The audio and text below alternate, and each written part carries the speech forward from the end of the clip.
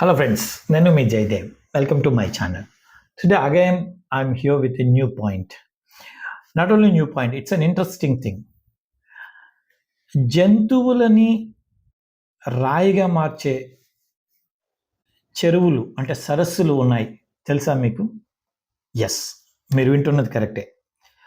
Lake Natron ఇది టాంజానియాలో ఉత్తర భాగంలో ఉందన్నమాట. అంటే కెన్యా సరిహద్దులో ఉన్న ఒక ఉప్పునీటి చెరువు ఇది. దీని ప్రత్యేకత ఏంటంటే జంతువుల్ని రాయలుగా మార్చేస్తుంది. జస్ట్ ఇమాజిన్, ఒకసారి ఊహించుకోండి ఎంత భయంకరంగా ఉంటుందో. బతికున్న జంతువు గాని అక్కడికి వెళ్లి దాంట్లో పడిపోతే, ఆ జంతువు చనిపోతుంది. ఆ చనిపోయిన జంతువు సహజంగా కుళ్ళిపోతుంది కానీ ఇక్కడ కుల్లదు.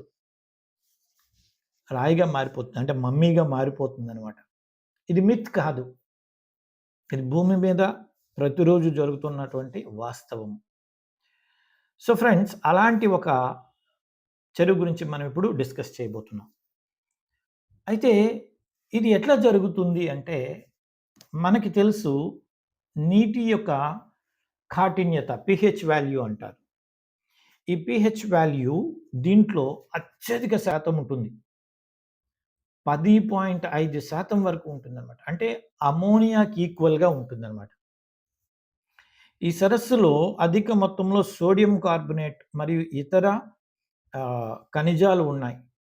ఇవి చనిపోయే జంతువుల్ని నిల్వ చేసి వాటిని రాతి ఆకారంలో మార్చగలవన్నమాట. ఇది ప్రకృతి యొక్క తక్షణ ఫాసిల్‌లో తయారీ ఒక అద్భుతమైనటువంటి విషయంగా మనం చెప్పొచ్చు.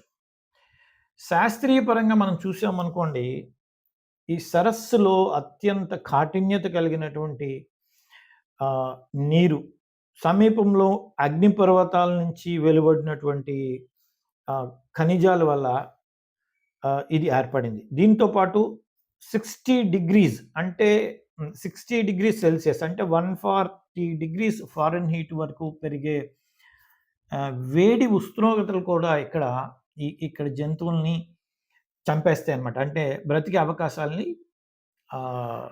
ఇవ్వవు. చాలా తక్కువ జంతువులే అక్కడ బ్రతుకుతాయి. అక్కడికి వెళ్ళిన జంతువులు. ఆశ్చర్యకరంగా ఈ సరస్సులో నీటి యొక్క ప్రతిబింబం ఉపరితలాన్ని గనక మనం చూస్తే బర్డ్స్ అలాగే రకరకాలైనటువంటి ఇవి కనిపిస్తాయన్నమాట. అది చూస్తే మనకి గందరగోళం కనిపిస్తుంది. భయమేస్తుందన్నమాట. ఈ జంతువులు ఇవన్నీ ఆ సరస్సులో పడేయడానికి కారణము ఏంటంటే ఇక్కడ ఉన్నటువంటి వాతావరణ పరిస్థితులన్నమాట. సో, ఈ భయంకరమైనటువంటి పరిస్థితుల మధ్య కొన్ని జాతులు కూడా ఇప్పటికక్కడ నివసిస్తున్నాయి. ఆల్కలైన్ టిప్లాయి అనే ఒక చేప ఈ కాఠిన్యతకి అలవాటు పడిపోయిందనమాట. ఈ pH వాల్యూకి అలవాటు పడిపోయి అక్కడ హ్యాపీగా బతికేస్తుంది. ఫ్లమింగోలు కూడా ఇక్కడ ఈ సరస్సులో బ్రతుకుతున్నాయి. సో, ఫ్లమింగోలు పరిస్థితి గాని మనం చూస్తే, ఈ సరస్సులో ఉండే వాటర్ ఈ చెరువులో ఉండే వాటర్ యొక్క విషతుల్యమైనటువంటి స్వభావము ఈ ఫ్లమింగో యొక్క గుడ్లు పగలు నుండి రక్షణ కల్పిస్తుందన్నమాట.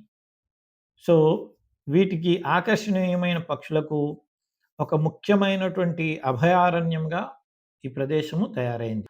సో ఫ్రెండ్స్, ఇక్కడున్నటువంటి పరిస్థితుల్ని షూట్ చేయడానికి ఫోటోగ్రాఫర్ నిక్ బ్రాంట్ అనేవాడు ఈ సరస్సు చుట్టూ ఉండే కాఠిన్యతని, ఈ కాఠిన్యతకి గురయ్యి మరణించినటువంటి జంతువుల చిత్రాలని మొట్టమొదటిసారిగా తీసి ప్రపంచానికి పరిచయం చేశాడు. ఇవి కాలానికి అంటే చాలా కాలానికి స్తంభించిపోయినటువంటి శిల్పాల వలె ఉంటాయన్నమాట. అంటే ఫాజిల్స్‌లా ఉంటాయన్నమాట. సో, ఇది ఒక భయంకరమైనటువంటి ప్రదేశం అయినప్పటికీ ఇక్కడ ఈ ప్రాంతంలో ఉండేటువంటి జంతువులు కళేబరాలు గాని, లేకపోతే అక్కడున్న పరిస్థితులు గాని ఎర్రటి రంగు లేదా ఆరెంజ్ కలర్ షేడ్స్‌లో ఉంటాయట. ఆహ్, చూడడానికి అందంగా కనిపిస్తుంది మరల. సో ఫ్రెండ్స్, ఈ లేక్ నాట్రాన్ ఒక అద్భుతమైనటువంటి ఆహ్, జీవావరణాన్ని కలిగి ఉంది. ఇందులో కొన్ని ప్రాజెక్ట్స్, వాటర్ ప్రాజెక్ట్స్ అంటే డ్యామ్స్ అంటాం గదా! అవి కూడా ఏర్పాటు చేస్తున్నారు.